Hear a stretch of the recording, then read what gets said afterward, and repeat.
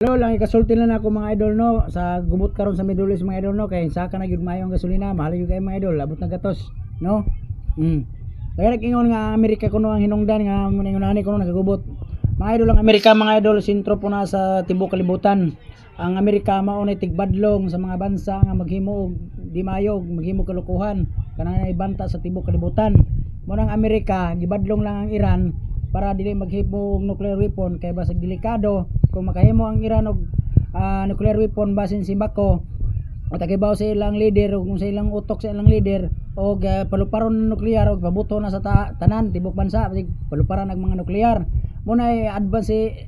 Donald Trump si Donald Trump iyang gipaggang samtang wa pa makahimo kay kaybaw naman siya advance niya una basi kining supreme leader sa Iran nga basi maghimo og di mayo kung makahimo na og nuklear nga daghang bomba nga sugay mo buto unya ug makahimo na di na mapaggang sa US musuko laman na. So ang kuno ni mga idol gipaggang samtang sayo pag gipaggang na ni Donald Trump kay kana banta na sa tibuok kalibutan kay delikado nag makahimo nag nuklear kitang tanan mabutan mo to mga idol ang US dili na tigubot mao nay nagda sa ato control sa atong tibuok kalibutan mo nay nagbadlong sa mga bansa nga maghimo og di mayo. So kana ang US mo na tigbadlong mo na nagdas kaayuhan muna tinuod na mga idol kay sila may